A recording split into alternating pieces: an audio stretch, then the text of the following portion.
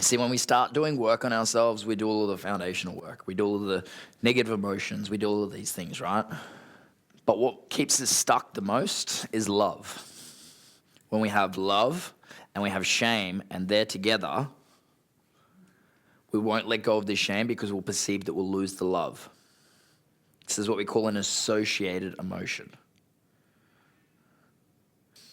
So if he's got shame around avoidance and he's got love around that because he's loving his dad in that moment because he's in unconscious rapport with his dad, how can he ever let go of that? Well, he can't until he sees it differently. He changes how he sees it. He doesn't change the pattern, he changes how he sees it. Which leads us to our next point. We've been through the mental body here. Next, we're going to go through the physical body. So what's the foundation of the physical body? It's exercise. I became a personal trainer years and years and years ago. Back in 2010. I used to manage this bar in Brisbane, and these two guys came in and they had a corporate account with us, and they spent $70,000 in that one bar, just two guys. They also went out after that, meaning our bar closed at midnight, and they went out after that. Friday night, their kids would come in and have dinner with them at that bar because that's where they lived, basically, the bar. And I was sitting there seeing them getting sicker and sicker and drunker and drunker and fatter and fatter. And I was like, what the fuck am I doing with my life? So I'm like, fuck it, I'll do the opposite. I'll become PT. I'm going to get people healthy, right? Going to get people healthy, right? That's what you do in a gym? Isn't that right? Former PT. And then it takes about 6 months, then you go, holy fuck, this is not a health and fitness industry, it's a vanity industry. Very, very few people are doing it for health and fitness. Most people are doing it for vanity.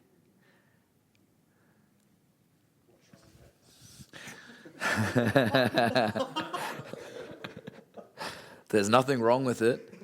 It is both positive and both negative equally. This is the point. Every thing that we're looking at here is going to have benefits and drawbacks. It's going to be equal. If you can recognize how it's equal, then it plays out. Most people see this and they're like, oh, that's bad. It's like, well, how can exercise be bad for you? Well, if it becomes a disassociation mechanism to be able to prove your worth through that, then potentially it could be unhealthy. If I was to have the slides ready for it, I would show you in tiny little trunks here being a natural bodybuilder on stage winning trophies. What was happening there? I was trying to prove my worth by getting some plastic trophy where I strategically starved myself for years on end to be able to get a trophy. Is that healthy? That's what people in the gym want, but I wouldn't call it healthy. So it's going to depend on our relationship with it, right? More than anything else. So exercise is the foundation of this. This is having our physical body move, and it's about the habits that we build with that. The next level beyond this, the example that we use is breath work. Breath work is where we're actually working on singular or individual emotions because we're perceiving that our physical body is separate from us. The majority of people shame their body for what it looks or feels like, even though it is the vessel that carries you through life. You got to really get that. When we understand that we have this deep sense of connection to our body and move beyond the separateness and the individual emotions that come up around it, well, then we start to level up with it. From there, we move to the somatic point of this. The somatic point is when we're actually working on emotions which are collapsed and perpetual. The example of this is when we have an emotion, which is fear, and then when we're afraid of our fear, we're in a looping emotion, right? You know, can't remember who coined it, but the only thing we have to fear is fear itself. When that happens, there's zero capacity to be able to step outside of that fear because it just becomes this perpetuating thing, it becomes this looping experience. So when we're doing somatic work, then that's going to allow us to be able to move beyond that, which then leads us to the next point of like, what's the difference between breathwork and somatics then? Because some breathwork is somatic. When we're looking at somatics is an integrative approach using multiple versions of our physical body, meaning we might do breath, sound, movement, awareness.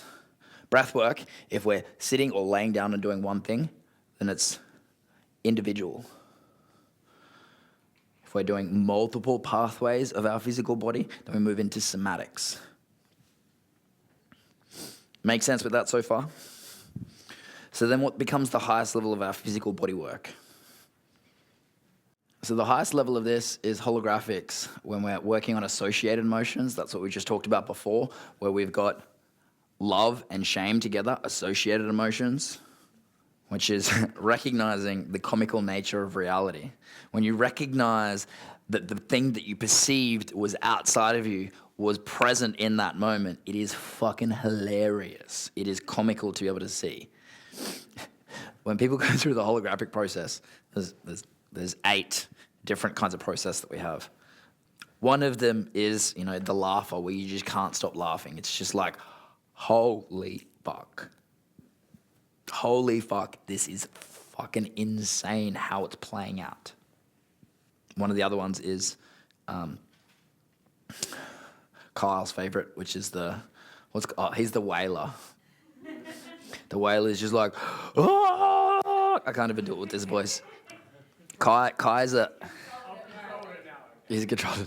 Kai, who you saw before, is what we call a fucker. He goes, fuck, fuck, fuck. It's hilarious. It's 8 kind of different processes that people go through.